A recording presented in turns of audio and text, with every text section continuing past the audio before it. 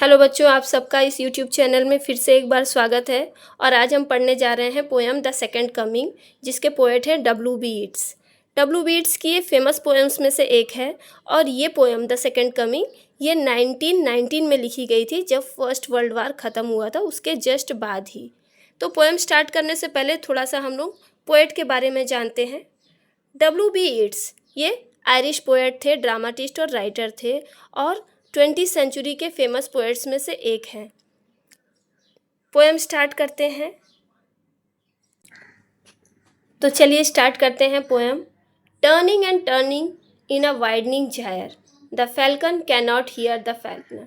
Turning and turning माने गोल गोल घूमते हुए, वाइडनिंग माने चौड़े होते हुए, जायर माने चक्र में, गोल गोल चौड़े होते हुए चक्र में। फैल्कन का मतलब बाज होता है, फैल्कनर यानी बाज का मालिक।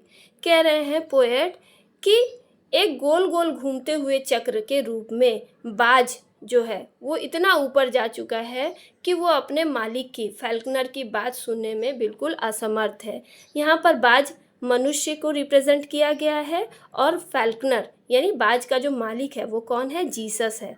तो कह रहे हैं पोएट कि बाज जो है वो चौड़े होते हुए चक्र में गोल गोल घूमते हुए इतना ऊपर जा चुका है कि वो अपने मालिक की बात नहीं सुन पा रहा है। अर्थात दुनिया में अस्थिरता और अराजकता इतनी ज़्यादा बढ़ गई है, अपनी चरम सीमा पे पहुंच चुकी है। फर्स्ट वर्ल्ड वार के दौरान जो है लोगों के मन की हिंसा जो है इतनी ज़्यादा बढ़ गई थी, इतना ऊपर बढ़ गई थी कि अब उसको कोई कंट्रोल नहीं कर सकता था। अब उसे नियंत्रित करना बहुत ही कठिन हो जा रहा है। Things fall apart, the centre can not hold. Things fall apart माने सारी चीज़ें अस्त व्यस्त हो गई हैं। सेंटर केंद्र कैन नॉट होल्ड, उसको नियंत्रित नहीं कर पा रहा है। माने सेंट्रल जो भी अथॉरिटी है वो उन चीज़ों को अपने कंट्रोल में नहीं ले पा रही है। सब जगह हिंसा की आग इतना ज़्यादा बढ़ गई है कि उसे नियंत्रित करना बड़ा ही मुश्किल होते जा रहा है। Mayor anarchy is लूज्ड upon the world. Mayor सिर्फ एनार्की, अराजकता ही दिखाई पड़ रही है। दुविधा, टेंशन, यही संसार में चारों तरफ दिखाई पड़ रहा है, और आशा की कोई किरण नजर नहीं आ रही है। The blood dim tide is loosed and everywhere the ceremony of innocence is drowned. Blood dim tide माने खून की बाढ़। चारों तरफ फर्स्ट वर्ल्ड वार के दौरान जो इतनी हिंसा फैली थी, उससे चारों तरफ खून की बाढ़ फैल गई है। एक खून की ज्वार आ गई है, और उस ज्वार में सेरेमनी ऑफ इनोसेंस माने मासूमियत की रस्में, ड्रोन्ड माने डूब गई हैं। इस खूनी बाढ़ में मासूमियत की सारी रस्में डूब चुकी हैं, माने निर्दोष मासूम लोग इस हिंसा का शिकार हो चुके हैं। The best lack all conviction, जो अच्छे लोग हैं उनमें विश्वास की कमी नज़र आ रही है। उन्हें नहीं लगता है कि वो कुछ कर पाएंगे इन परिस्थितियों को बदलने के लिए। वाइल द वर्स्ट, जबकि जो बुरे लोग हैं, अत्याचारी लोग हैं, are full of passionate intensity, वो बहुत ज़्यादा जोश से भरे हुए हैं, माने हिंसा को बढ़ावा दे रहे हैं। Surely some revelation is at hand, surely the second coming is at hand.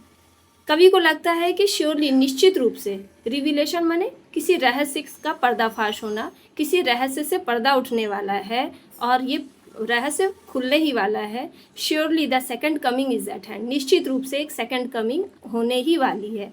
ऐसा माना जाता है कि जब जब धरती पर अत्याचार, पाप, बुराई, हिंसा बहुत ज़्यादा बढ़ जाती है, अपने चरम सीमा पे होती है, तो जीसस का एक नया आगमन होता है फिर से, और सभी बुराइयों का अंत हो जाता है। द सेकंड कमिंग, लेकिन जब द सेकंड कमिंग ये वर्ड पोएट के मन में आता है, hardly are those words out when a vast image out of spiritus mundi troubles my side. कह रहे हैं कवि कि बड़ी ही मुश्किल से ये वर्ड्स जब उनके मुंह से निकलते हैं, ये शब्द जब वो बोलते हैं, तो एक वास्ट इमेज, एक बहुत ही विशाल आकृति, स्पिरिटस मुंडी, स्पिरिटस मुंडी का अर्थ है वर्ल्ड स्पिरिट, जो है सामूहिक अचेतन, जो कि कवि को अंतर्दृष्टि दे रहा है, इंसाइट दे रहा है, जिससे कि वो आने वाले भविष्य को देख पा रहे हैं। ट्रबल्स माई साइड, ये दृष्टि कवि को परेशान कर रही है। इस दृष्टि से कवि चिंतित हो रहे हैं, क्योंकि ये जो सेकंड कमिंग है वो उन्हें कुछ अच्छा होने का संदेश नहीं दे रहा है, कुछ अच्छी खबर नहीं दे रही है। Somewhere in sand of the desert, a shape with lion body and the head of a man. और कहीं सैंड में, रेगिस्तान में, मरुस्थल में, रेगिस्तान की रेत पे एक शेप, एक आकृति प्रकट होती है विद लॉयन बॉडी, जिसका शरीर कैसा है, एक लॉयन की तरह है, and the head of a man, और सिर कैसा है, एक मनुष्य की तरह। एक ऐसी आकृति कवि के मन में इमेजरी प्रकट होती है जिसका शरीर तो लॉयन जैसा है लेकिन सिर एक मैन के जैसा है। A gaze blank and pitiless as the sun, और उसकी दृष्टि कैसी है, जो गेज वो डाल रहा है, दृष्टि डाल रहा है, वो कैसी है, ब्लैंक एंड पिटीलेस, एकदम शून्य और दया रहित, जैसे कि सन होता है। यहाँ पर शून्य का कहने का मतलब है, शून्य से कवि अपनी निराशा को प्रकट कर रहे हैं कि उसकी दृष्टि जो है वो कुछ उन्हें अच्छा संकेत नहीं दे रही है, वो कुछ बुरा संदेश दे रही है जिसको देखकर कवि परेशान हो रहे हैं। Is moving its slow thigh while all about it real shadows of the indignant desert bird, और वो अपने धीरे धीरे कदमों से चला आ रहा है। वो जो अंतर्दृष्टि मिल रही है कवि को, उससे वो देख रहे हैं कि वो जो अजीब सी आकृति है, वो जो सेकंड कमिंग हुई है वो कुछ अच्छी नहीं हुई है, एक अजीब सी आकृति के रूप में हुई है, और वो अपने धीरे धीरे कदमों से चला आ रहा है। और उसके आगमन पर जो इंडिग्नेंट डेजर्ट बर्ड हैं, डेजर्ट बर्ड रेगिस्तानी पक्षी जो हैं वो इंडिग्नेंट हैं, माने परेशान हैं, चिंता में आ गए हैं, वो इधर उधर उनकी छाया दिखाई दे रही है, वो घबराकर इधर उधर उड़ रहे हैं और उनकी छाया दिखाई दे रही है। The darkness dropped again, but now I know that 20 centuries of stony sleep were vexed to nightmare by a rocking cradle. फिर से अंधेरा छा जाता है चारों तरफ। यहाँ पर अंधेरा निराशा का प्रतीक है।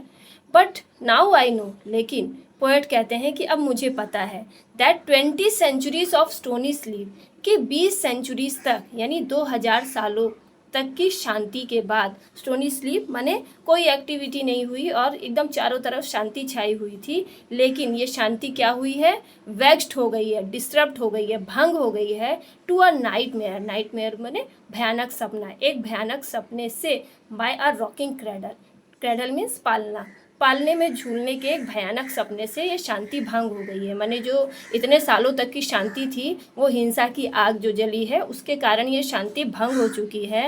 And what rough beast its hour come round at last, और वो कौन सा अजीब प्राणी है जो कि इस क्षण प्रकट हो रहा है, कम राउंड धीरे धीरे अंत में प्रकट हो रहा है। Slouches towards Bethlehem to be born, और वो स्लाउचेस माने झुककर, कंधों को झुकाए हुए धीरे धीरे चला आ रहा है। कहाँ, बेथलहम। बेथलहम वो प्लेस है जहाँ पे जीसस का जन्म हुआ था, जहाँ पे जीसस धरती पर आए थे। लेकिन ये जो अजीब सा प्राणी है वो बेथलहम की तरफ धीरे धीरे चला आ रहा है, जहाँ पर वो पैदा होगा, जहाँ पर वो जन्म लेने वाला है। यानी कवि जो है वो चिंता में पड़े हैं कि क्या ये अजीब सा प्राणी बेथलहम में जन्म लेने आया है। ये जो प्राणी है यहाँ पर रफ बीस्ट जो है वो विनाश का प्रतीक है, अमंगल का प्रतीक है, और ये जो छाया है वो कवि को सूचना दे रही है कि कयामत आने वाली है, और इस बात को लेकर वो बहुत निराश है क्योंकि ये संकेत अच्छा नहीं है।